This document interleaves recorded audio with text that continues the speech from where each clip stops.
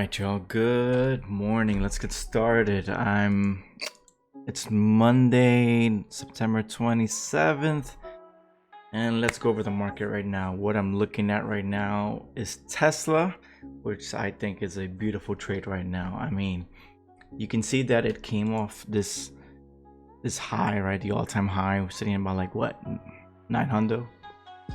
Came down. Here we are heading up, right?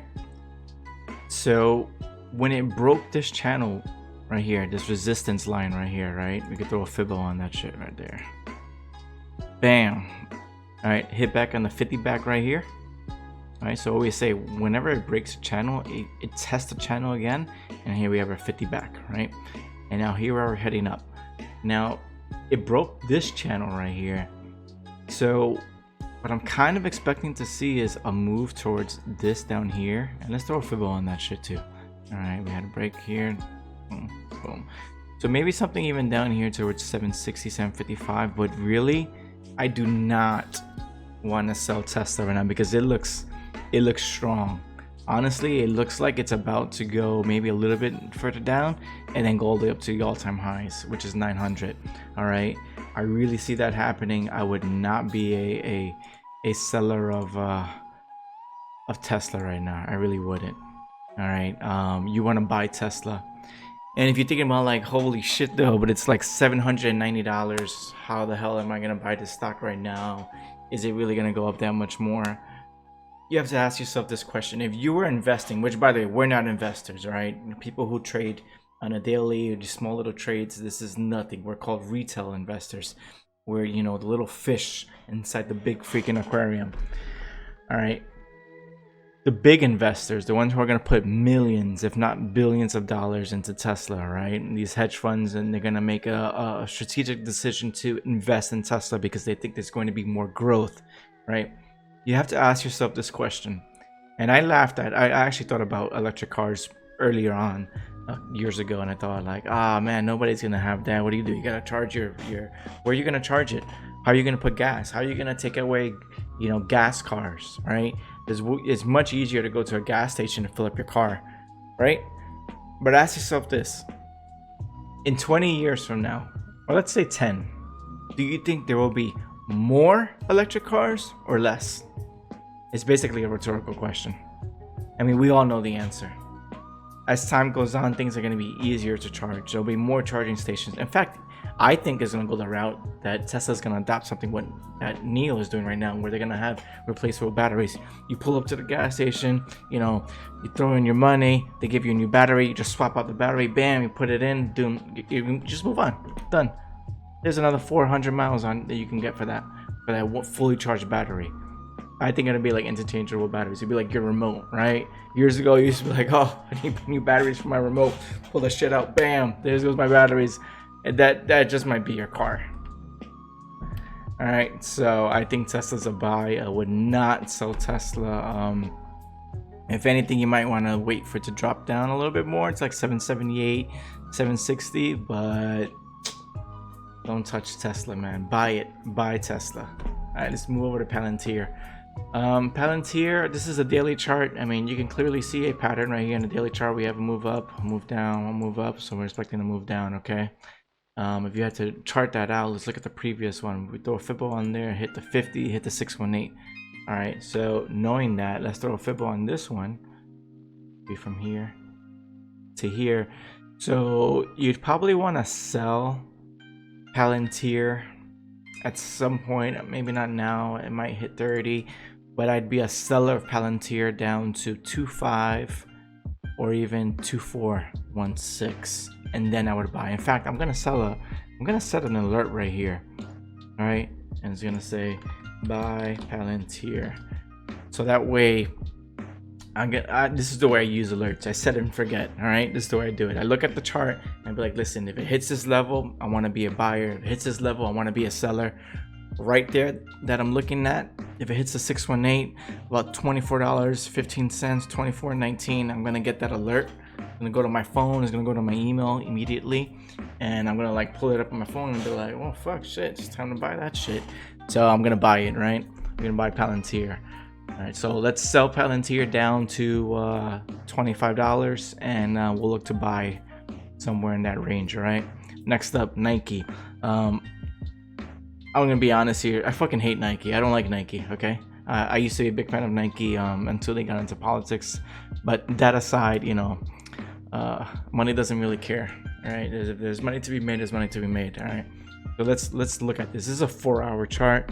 We can see that it had a huge gap from here to up here, which is earnings, right? Now, I'm a firm believer that when gaps happen, they have to be filled. All right. And you can see that right here, this was a previous resistance line, which now has to prove to be a support. All right. So we take a horizontal line, we throw it on here. We say this is resistance. Okay. So what I'm expecting right now is that it's going to get a bounce off resistance and fill this little gap that happened right here. Okay. And then we're going to sell this back down because I think that Nike is due for a pullback. All right. And let's throw a Fibbo on that shit from here to here. And you can see how that coincides. All right. So Nike's at an important level. It has to hold at 148. And then we move up to 152. That's my freaking cutting the lawn and shit in front. All right. So this has got to go down to 132. All right. So I'm looking at I'm gonna put alert right here. Okay. Add alert. Nike hits 151. What I want to do is I want to sell the fuck out of Nike. So if it hits that, all right, I'll get an alert. And it's gonna give me exactly what I actually wrote, right? I'm gonna get that email, I'm gonna get it on my phone, I'm gonna see that little notification, and I'll be like, oh shit, I'm gonna sell Nike. So Nike might pop up to 152. I can see that happening. I'm gonna be a seller of Nike. 152 down to 132. Starbucks, another company that I dislike. But look at this chart right here. So we have this channel, right? Now, what do we talk about? When the channel is broken, which it was broken right here, it usually retests the channel, and so we can see this play out perfectly right here. Like if I could just eyeball this already. Put the Fibonacci on right there. Look at that. Hit the 50 back. Whenever channels are broken, they retest the channel and they usually hit a Fibonacci. In this case, we had a move down, hit a 50 back. We have a move down. All right, so Starbucks to me is looking weak, very weak. In fact, I threw a Fibonacci on here for the whole entire structure of this entire move, which actually began in March 9th of 2020. And so what I want to see is I'm a seller of Starbucks. All right, we have a extension right here of 103. What I want to see is maybe we see this go up to 115, maybe even 116, and I want to be a seller all the way down to 104, and then even something like $98, 97. All right, let's set an alert. I want to sell Starbucks. All right, I want to sell Starbucks at like 160. Sell S-Bucks now. All right, so I'll get that alert. All right, if you had to take a position right now, looking at the way the stochastics looks on the 4-hour chart, I would buy it to 115, 116, and then I would sell if you want to take a position now. Personally, I don't like it. I like the idea of waiting for it to hit here and then I'll sell it. All right, NIO, I'm actually in this trade already. I do think it's gonna go up. All right, and so right now I think my break-even price on my calls on NIO, which I think I have a 38 call and a 36 call or something like that. I have my break-even price on that would be $38.17. So I'm gonna show you what I do. So if I know I have a break-even price and I'm already up like 30% on these trades, all right, I'll look at 38.17 because I know that's pretty much my break even, right? And then I'll set in a horizontal line there in a different color, this magenta, right? So that when I'm looking at the charts either on my phone or on my computer, I have a very good visual representation of where I need that stock to go to make more money. And in this case, I set it to 38.17, which is where I need it to go. Okay, it hits 38.17. I'm already in the money right now. I'm already making money. But if it hits 38.17, I'm really in the money. All right, and so let's throw Fibbo on there. from the previous high to this low right here, so you get that structure on there. Actually, let's use this one. Okay, so I'm looking for NEO to go up towards 44, maybe 47, 46. Might be asking for a lot. And then, like we talked about in the other thing, I'm either going to see it go down or I'm going to see a break. And if I see a break, I'm going to see it retest the channel and then we rebuy, okay? Towards 54 to retest this high. All right, so right now, I'm a buyer of NEO. I'm already in NEO. I'm going to see it go to 44, all right? 42, 44, 46. Let's go, next one. IBM. Again, I bought puts on this already, a little premature, so I bought puts over here at 138, 137. I actually think I picked up a 136.5 or a 137 call, a put. And so right here, I can see it moving up towards this Fibonacci to 618, which is at about 139. All right, so I actually have an alert already here. It says sell IBM. I set this before a couple days ago, and if it hits, I'll probably add to my position. And so I'm gonna see this, right? Because here, what are we talking about? Break of the channel, like we say, right? And then we want to retest it, which is this Fibonacci. And so we break, we retest the channel, and then we sell it back down. Okay. Oops. Break it down to the 618, which is about 131. Or if it breaks up, then we look at 141, drop down to 139, and back up towards 144. All right. So we're looking at this area right here. Is it gonna hold? If it breaks, then we're gonna see something like this. All right. So if it breaks, what I do is I wait for it to pull back to test the channel, and then I buy. If it holds, then I'm already a seller, and it's going down. Next up, Lucid. I'm not really a fan of their product, but whatever. Let's look at the movement on this. So I threw a Fibonacci on there, and from the high, which is $64, and here we are at man, it went all the way down to 16. That's pretty brutal. So I would say that this is gonna go long back up to 33, possibly even 40, and then back down. All right. I don't really like this trade, but if I had to take a position today, I would be a buyer of Lucid. Okay, LCID. Next up, Apple. All right, Apple. I mean, look at it. Here's the structure, right? This is a long-term structure is going on. I had a break. Okay, I had a break right here. If we throw a fib on that break, from here to here, we've kind of hit the 50 back, and so one would argue that, judging on our break, hit the 50 back, you would rebuy towards 160.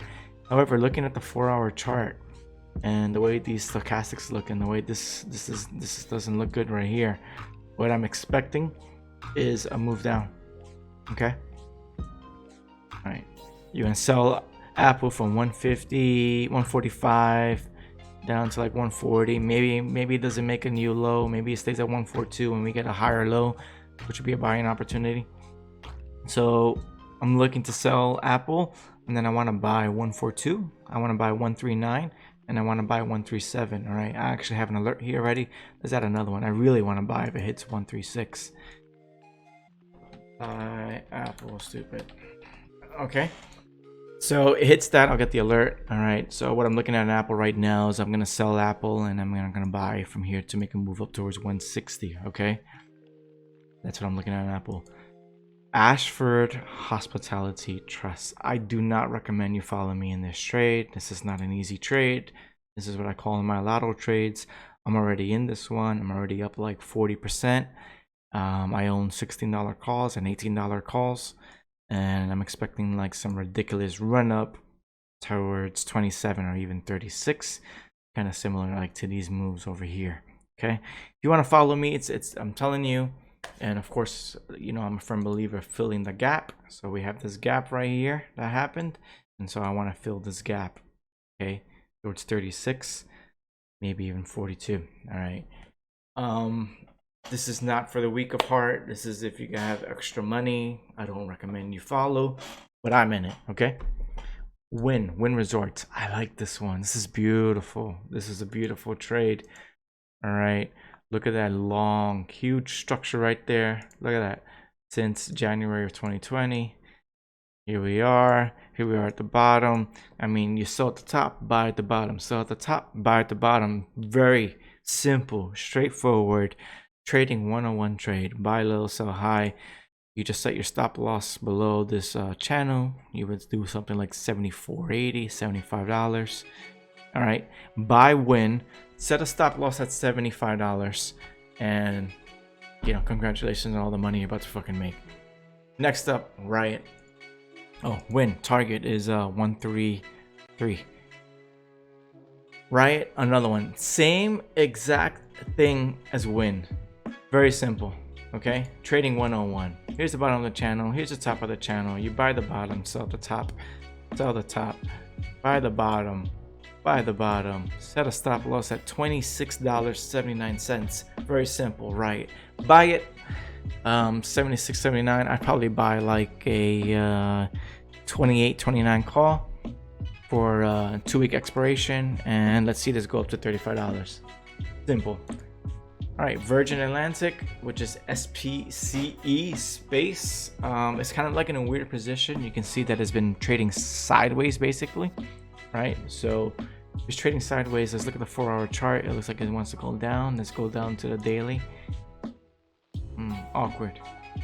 So this is a weird trade. I would suspect that it drops one more time towards 2082 and then up, but it's difficult to make that decision. Yeah, I think if I had to make a choice right now, I'd buy space for a move towards 35. All right, so we wanna. This is very oversold, and we want to rebuy now. Okay. Yeah, buy space for a move towards $35. Roku. Ooh, this is gonna be a money maker. See how it broke out of this channel? It's heading back down. Might want to test this channel. Buy Roku. You know, 2, 3, 4 weeks out. Let's see it go up to $400. Right now it's currently $316. That's a big move. All right, buy Roku. 2 to 4 weeks out expiration. You would probably want to do like 320, 330, maybe 320, 325, and buy it out 2 weeks out. Cardano. She's gonna make money. She's gonna fucking make money. Watch. I think Cardano is gonna have one more, maybe possible. Looking at this structure right here, the way this is looking right here, it might move down one more time towards 1.85. Might be your last time to buy the dip, and then we're gonna see some ridiculous move up. Okay, so it's coming. Ethereum is gonna move in November. All right, maybe October, probably November.